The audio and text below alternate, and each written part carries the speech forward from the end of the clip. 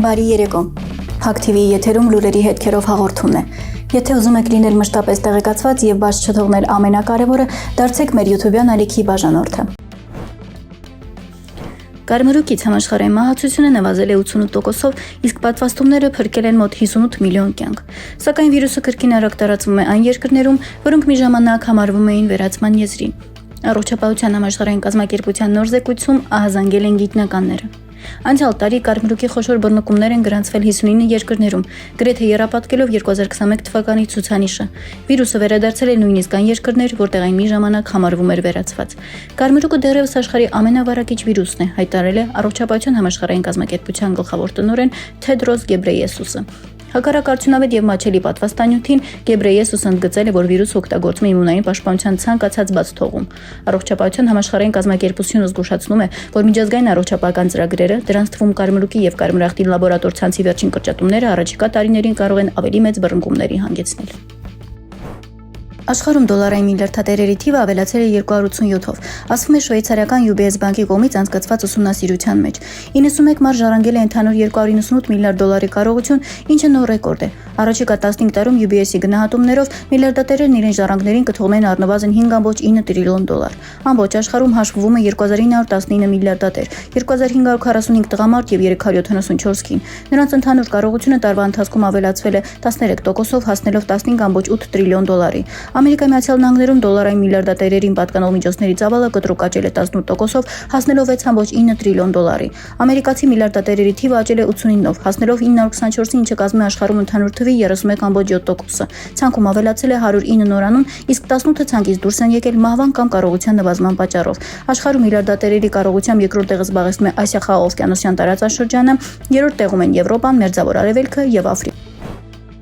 Լեռնային Ղարաբաղի հակամարտության կարգավորման հրապարակված փաստաթղթերը ջարդում են ՀՀ իշխանությունների վերջին շրջանի բոլոր թեզերը։ Հայտարարել է ՌԴԱԳՆ պաշտոնական ներկայացուցիչ Մարիա Զախարովան, անդրադառնալով Արցախյան հիմնահարցի կարգավորման որոշ փաստաթղթեր հրապարակելու ՀՀ իշխանությունների քայլին եւ Արցախի կարգավիճակի հարցի շուրջ բանակցային քննարկումների որոշ դրվագների։ Զախարովան ասել է, որ նախ ՀՀ իշխանությունները չեն պահել էթիկական կողմը եւ հրապարակել են աշխատանքային փաստաթղթեր ղեկավարների նամակագրություն առանց պատշաճ համաձայնեցման, սակայն նրա խոսքով, եթե նման բան այնուամենայնիվ արվել է, կարող են մեկնաբանել։ Նրա համոզմամբ հրապարակված բոլոր փաստաթղթերը ջարդում են այն բոլոր թեզերը, որոնք պաշտոնական Երևանը վերջին շրջանում փորձում է առաջ մղել։ Նա նշել է, որ ՄԱԿ-ի, ԵԱՀԿ, ՄԽ փաստաթղթերը, որոնց հաստատմանը ՌԴ-ն ակտիվ մասնակցություն է ունեցել, համոզիչ կերպով հաստատում են, որ մոտ 3 տասնամյակ ՌԴ-ն որպես գործընկեր, համանախագահող երկիր ներդրել է ջանքեր ԼՂ հակամարտության քաղաքական դիվանագիտական կարգավորման համար եւ քիչ աշխատանք չի արվել։ Զախարովան ասել է, որ ռուսական քաղաքականության հիմքում այդ մասին մշտապես խոսել են, դա ներկայումս երևում է նաեւ փաստաթղթերից եղել է երկու բաղադրիչների միջև ողջամիտ հավասարակշռություն գտնելու փնտրտուք, խոսքն Ադրբեջանի տարածքային ամբողջականության եւ միջազգային սկզբունքների ու ստանդարտների հիման վրա Ղարաբաղի բնիկ բնակչության իրավունքների ապահովման մասին է։ Արցախի անկախության շուրջ բանակցությունները ձեր ձևակերպմամբ Հայաստանի միանալու հարց Մոսկվան երբեք չի վարել, ասել է Զախարովան, նշելով, որ հերքվել է Փաշինյանի այն պնդումը, որում կար, թե ռուսական առաջարկները տանում են 7 շրջանների հանձնմանը հենց այնպես, առանց ԼՂ կարգավիճակի հարցի լուծման։ Զախարովան ասել է, որ իրականությունը այլ էր եւ պարզապես անհրաժեշտ է ուշադիր կարդալ Լեռնային Ղարաբաղի կարգավորման առաջին փուլի եւ հետագա քայլերի վերաբերյալ հռչակագրի նախագիծը, որը հրապարակվել է Հայաստանի կառավարության կայքում։ Մենք ակտիվորեն շարունակում ենք Թուրքիայի հետ երկկողմ հարաբերությունների լիարժեք կարգավորման ուղղված երկխոսությունը։ Նման հայտարարություն է արել արտաքին գործերի նախարար Արարատ Միրզոյանը ԵԱՀԿ նախարարական խորհրդի հանդիպմանը։ Հայաստանի եւ Թուրքիայի միջև սահմանի ամբողջական բացումը հաջորդ կարևոր օղակն է, որը կամբողջացնի տարածաշրջանի վերափոխման գործընթացը։ Մենք ակտիվորեն շարունակում ենք Թուրքիայի հետ երկկողմ հարաբերությունների լիարժեք կարգավորման ուղղված երկխոսությունը։ Այս կապակցությամբ կցանկանայի տեղեկացնել, որ ընդամենը մի քանի օր առաջ երկու երկրների համապատասխան հաստատությունների ներկայացուցիչները անցկացրել են Գյումրի-Կարս երկաթգծի վերականգնման եւ շահգործման ուղղված տեխնիկական քննարկումների երկրորդ փուլը, նշել է նա իր ելույթում։ Միրզոյանը նշել է նաև, թե Հայաստանը ողջունում է Ադրբեջանի Հայաստանի նկատմամբ տարանցիկ սահմանափակումները վերացնելու վերաբերյալ վերջին հայտարարությունը։ Որպես անմիջական եւ գործնական արդյունք հացահատիկի առաջին բեռներն արդեն Հայաստանին հասել Ադրբեջան, Վրաստան, Հայաստան երկաթգծային երկաթուղու միջոցով։ Իր հերթին Հայաստանը հայտարարել է Թուրքիայից Ադրբեջան եւ Ադրբեջանից Թուրքիա ուղևորվող բեռնատարների տարանցումն ապահովելու պատրաստակամության մասին, հայտարարել է Հայաստանի Հանրապետության արտաքին գործերի նախարար Արարատ Միրզոյանը։ Զելենսկին առաջնորդվում է ոչ թե ժողովրդի, այլ ազգայնականների նեղ խմբի շահերով, հայտարարել Ռուսաստանի Դաշնության նախագահ Վլադիմիր Պուտինը։ Он, как и его предшественники,